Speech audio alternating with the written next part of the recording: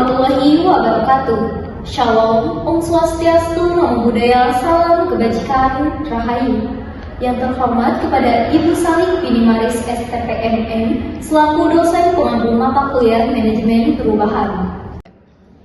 Manajemen perubahan adalah seni menyeimbangkan masa lalu, masa kini, dan masa yang akan datang. Saya, Dina Bila, selaku moderator yang akan memfasilitasi jalannya presentasi dari kelompok kami.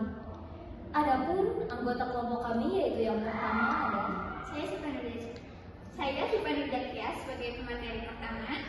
Saya Karima sebagai pemateri kedua. saya Nexania sebagai pemateri ketiga. Dan saya Tania Chelsea sebagai pemateri kelima. Oke, baik semuanya, tanpa berlama-lama lagi kita langsung saja ya mulai untuk memaparkan materi yang pertama yang akan disampaikan langsung oleh pemateri pertama kita yaitu Sipanurja Kia. Kepadanya waktu dan tempat saya persilakan. Sebelumnya, terima kasih kepada moderator telah mempersilahkan saya.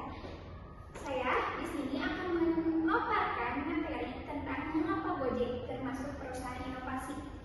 Dari jurnal yang kelompok kami temukan yaitu Corporate and Transparency, Strategi Inisiatif at Gojek Indonesia membahas bagaimana Gojek menerapkan inisiatif kewirausahaan internal sebagai cara berinovasi dan tetap kompetitif. Gojek Indonesia telah berhasil menerapkan inisiatif kewirausahaan korporat yang inovatif seperti pengembangan produk GoPay, GoFood, kemitraan strategis, dan Tokopedia. Sekian pemaparan dari saya. Lalu selanjutnya saya serahkan kepada moderator. Terima kasih kepada Sipanurja Kia atas pemaparan materinya yang sudah sangat jelas. Untuk selanjutnya kita langsung kepada materi yang kedua yaitu yang akan disampaikan oleh Caroline. Kepadanya waktu dan tempat saya persilakan. Terima kasih kepada moderator yang telah mempersilahkan. Saya di sini akan mempresentasikan materi tentang what is stage gate. Stage gate adalah suatu kerangka kerja atau framework yang digunakan dalam manajemen inovasi dan pengembangan produk. Metode ini membagi proses inovasi menjadi beberapa tahap atau stage yang jelas. Dan setiap tahap dipisahkan oleh gate. Pada setiap gate, manajemen akan menilai apakah proyek boleh dilanjutkan, ditunda, diperbaiki, atau dihentikan. Pada tahap pertama di sini ada discovery atau idea generation. Tahap ini adalah tahap awal berupa pencarian ide baru, bisa berasal dari riset pasar, kebutuhan pelanggan, tren teknologi, atau brainstorming. Di tahap ini bertujuan untuk menemukan peluang inovasi yang layak dikembangkan. Tahap kedua yaitu ada scoping. Pada tahap ini, analisis awal untuk memahami apakah ide tersebut layak secara teknis, pasar maupun finansial. Biasanya tahap ini dilakukan dengan riset sederhana, identifikasi pesaing, dan perkiraan kebutuhan sumber daya. Tahap ketiga yaitu development. Di tahap ini, ide yang lolos kemudian akan masuk ke tahap desain dan pengembangan produk atau layanan. Prototipe awal biasanya dibuat di tahap ini untuk menguji fungsi dasar dari produk. Yang keempat itu ada tahap testing and validation. Di tahap ini produk diuji secara lebih mendalam untuk memastikan kualitas, keamanan, dan kesesuaian dengan kebutuhan pasar. Di tahap ini bisa melibatkan uji coba konsumen atau uji coba teknis. Tahap terakhir yaitu launch product. Produk yang sudah siap diluncurkan akan dipasarkan ke pasar. Dalam tahap ini itu termasuk ke dalam strategi pemasaran, distribusi, atau evaluasi respon pasar. Jadi dapat disimpulkan bahwa stage gate adalah suatu tahap yang membantu perusahaan mengurangi resiko kegagalan karena setiap tahap ada evaluasi sebelum untuk dilanjutkannya. Dengan begitu, hanya ide terbaik dan paling layak yang akan sampai pada tahap peluncuran. Sekian dari saya kembalikan kepada moderator. Baik, terima kasih kepada Caroline atas pemaparan materinya yaitu mengenai apa itu gate dan tahapan-tahapan apa yang ada di sana. Kemudian kita langsung masuk kepada pemaparan selanjutnya yang akan dipaparkan langsung oleh Nexania. Kepadanya waktu dan tempat saya persilakan. Baik, terima kasih kepada Agni Nabila yang telah mempersilahkan saya. Di sini saya akan menjelaskan tentang tahapan stage gate dalam inovasi perusahaan Gojek. Yang pertama ada ide generation. Munculnya ide layanan pesan antar makanan dari pengamatan kebiasaan pengguna.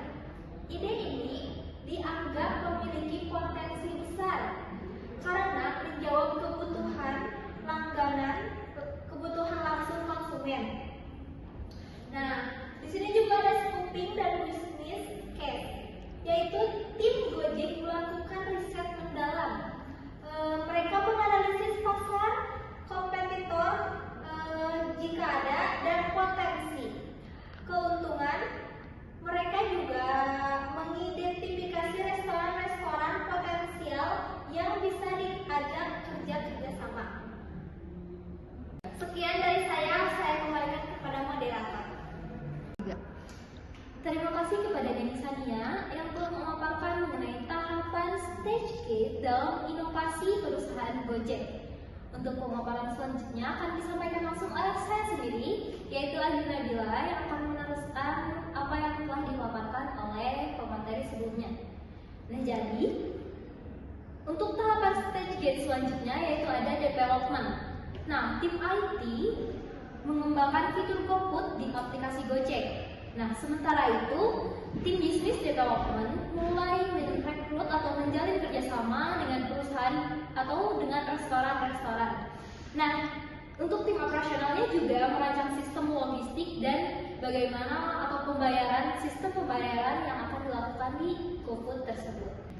Nah, kemudian ada testing dan validation, yaitu layanan GoFood melakukan uji coba di area terbatas.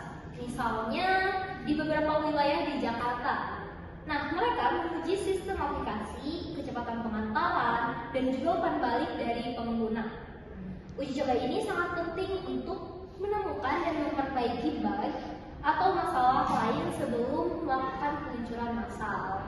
Nah, oke, mungkin cukup sekian pemaparan materi yang dapat saya sampaikan. Untuk pemaparan materi selanjutnya yaitu akan disampaikan langsung oleh Teni Chelsea sebagai pemateri kelima. Kepada Teni Chelsea, waktu dan tempat saya persilakan. Baik, terima kasih kepada moderator yang telah memberikan saya tempat dan waktu. Di sini saya akan melanjutkan mengenai tahapan stage gate dalam inovasi perusahaan Gojek. Yang dimana di sini ada launch, yaitu setelah uji coba berhasil dan semua masalah teratasi, layanan GoFood diluncurkan secara luas. Kemudian Gojek melakukan kampanye secara besar-besaran untuk memperkenalkan layanan kepada masyarakat. Lalu yang terakhir ada post-launch review, yang dimana Gojek terus memantau kinerja GoFood, menganalisis data, dan mengumpulkan umpan balik untuk meluncurkan fitur-fitur tambahan, contohnya seperti GoFood Plus, diskon, dan lain-lain. Baik, itu saja yang dapat saya sampaikan. Saya kembalikan kepada moderator. Nah, mungkin cukup sekian pemaparan materi yang dapat kami sampaikan.